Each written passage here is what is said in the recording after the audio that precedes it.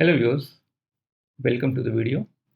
My name is Narayan Swami and in this video I'm going to talk about cybercrime, the confidential data and some of the symptoms to identify if you are the victim of the cybercrime.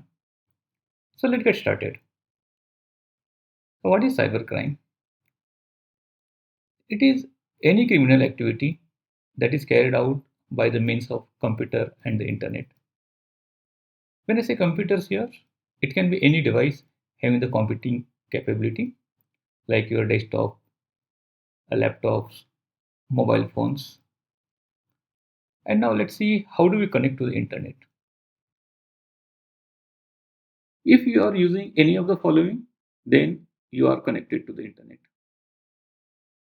Email system like Gmail, Yahoo Mail, messaging apps, Skype, WhatsApp, social media, Facebook, LinkedIn, shopping sites like Amazon, Flipkart, or any site where you do online orders, online banking, use of smartphones, use of IP phones where internet is used for voice calls, smart TVs, CCTV cameras, which we generally deploy around the home to track the movement and watch the live feed over the internet. Home automation devices like refrigerator, AC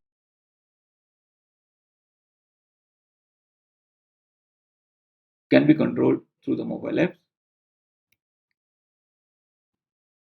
We browse the websites, we are connected to the internet. And I'm sure you must be connected to the internet by any of these means.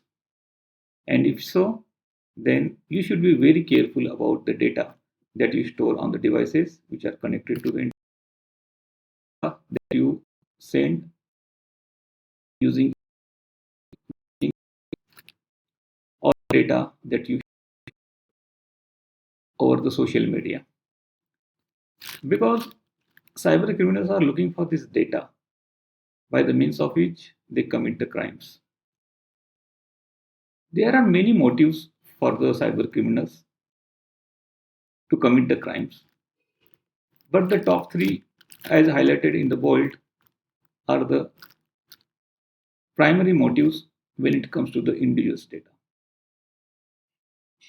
That includes financial gain, where criminal wants to steal your money, identity theft, in which criminal gains so much amount of information about you that he or she pretends to be yourself over the internet and gains access to all of your resources.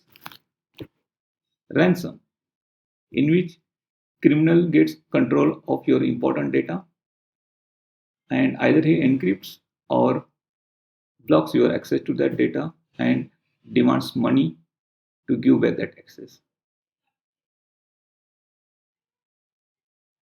So whenever such kind of incidents happens with any individual, there are severe consequences of it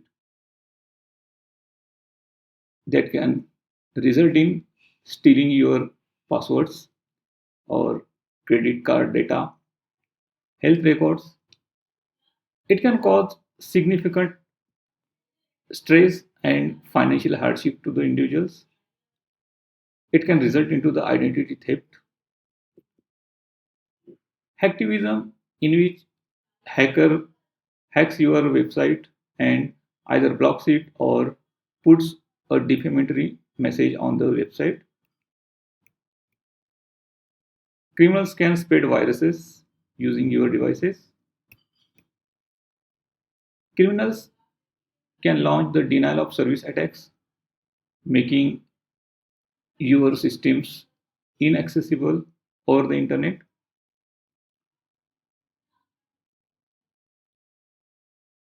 So, criminal is able to commit these crimes with the help of your data, which is available over the internet, as we discussed previously. But when it comes to the individual, it is not all the data that is important for the cyber criminal. It is personal and the confidential data which is important for the criminals to commit the crimes. So let us see what is that confidential data. Even before going to the confidential data, let us see what is confidentiality. There are many technical definitions for the confidentiality, but in nutshell, confidentiality means knowing the information only to you, or knowing the information only to you and those who genuinely needs to be known, and denying access or disclosure of this information to anyone else. And when it comes to individuals' data, I categorize the confidential data into two categories. First is sensitive and the secret information, which includes your password, OTP. So you create a password whenever you create a new account on the social media or the email account or any banking account, and you set the password for this account. Whenever you set this password is only known to you because that password is stored on the system in the encrypted form. So no one else can read it easily. Same is the case with the OTP, which is randomly generated by the software, and only you are aware what the OTP is. Both of these information is very confidential and only you should be aware of it. Never share it with anyone. In case you share this information to others or you reveal this information to the others by any means and any crime happens, and if you go to lodge a complaint against this crime, then you are the first suspect for the investigation agencies because they think that this crime is happened by using this sensitive information which is only known to you. So either you have committed this crime or you are the partner in the crime. So never share this information. But in case there are any unavoidable situations where you have to share this information to your closed ones like your parents or the children, siblings, then my advice is do monitor the transaction for which you have provided this information, and whenever you get a chance, immediately change your password. The other category is personal identifiable information or the PII, which includes name, date of birth, age, sex, phone number, your physical address, bank details, credit card or the debit card numbers, medical history or the records, your current contact details of your family members and the guardians, etc., or the information related to your race, ethnic, or political and religious opinions. So all this information falls under personal identifiable information, and by law also this is a very confidential information about you, about any individual, because this makes your identity in the system.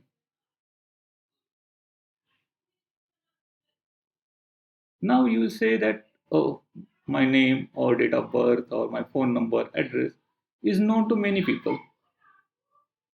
What's confidential in it? I agree that this information may be known to many people, like your family members, your friends, schoolmates, college mates. But my suggestion is that restrict this information only to those people who are supposed to know it. Let's entire world do not know this information, because you must be aware that some of this information is used whenever you create a new accounts, either financial or the government agencies. So if criminal get access to this information either in bits and pieces or as a whole, then they can construct the cases and gain access over your accounts. So never share this information to any unknown persons. When I say unknown person, any person who may be calling you stating that he is from the government agency or he's from the bank, etc., and asking for the additional information. So the person who has called, you don't know who is, or you get any SMS or the emails asking for any of this information, so you don't know that who is actually asking this. So that person is unknown to you. So never share this information to them. Also, whoever asks this information, even in physical presence, or you know who to whom you are talking to, you ask the reason why this information is needed for them. And you can also ask how they are going to keep this information confidential. If you are not happy with their answers, you have all the rights not to share this information with them. The other thing I will like to mention that nowadays in social engineering, I will talk about the social engineering in my subsequent videos, but there are some social engineering techniques where criminals try to trick you to gain some or all of this information from you. And nowadays they are playing one more trick where they know that people are not sharing this information over the phone. So they will say, hey, this information is very confidential to you. So don't give this information to me. Instead, I am giving this phone number or email ID where you should give this information. But do understand that this is another trick. Never ever share this information on the phone number or the email address that you received from any unknown person over the phone, or you received these numbers or the email IDs in SMS or the emails that you don't know. Instead, you should always go to the authentic website, take the number or the email ID from there, and provide this information to them. Why I'm emphasizing on this confidential information? Because if you are able to control this information over the internet, then 70 to 80% chances are there that you can avoid yourself from becoming the cyber victim. So when I'm saying 70 to 80%, that means there are 20 to 30% still chances that you can become a cyber victim, because the criminals are finding various ways to gain access to this information, and I will talk about them in my subsequent videos, so do watch those videos as well. So for now, ensure that you are not providing any of the confidential information which I mentioned on the screen or the internet, or transmit this information in the emails, messaging apps, or don't share this information on the social media. By any chance you becomes a victim of the cyber crime, then here are some of the symptoms that you can look for. Say your friends receive social media invitations from you that you never sent, which means that your social media account is accessible to someone else and he or she is sending the invitation from your contact list mentioned on the account. Your online password is not working, so it is possible that your password has been hacked and someone has changed the password. We all use browsers to browse the websites on the internet like Chrome or Safari. So if you observe any unwanted toolbars or the new toolbars installed on your browser which was not there in the past, then there are the chances that your system is infected. If you see the random and the frequent pop-ups on your system, on your mobile, then chances are there that it is infected with the viruses. If you see the unexpected softwares installed on your system or the mobile, either you see the shortcuts created on the desktop or these unexpected softwares in your start menu or even add remove program utilities on the Windows systems, then there is a possibility that someone else is accessing your system without your knowledge and installing these softwares. If you observe any of these symptoms on your system, then seek help of the technical person immediately to confirm it and then take the corrective action if your system is compromised or is infected with the viruses. So that's all in this video. If you like the content, do like my video and also subscribe the channel for upcoming videos on cybersecurity. Thank you.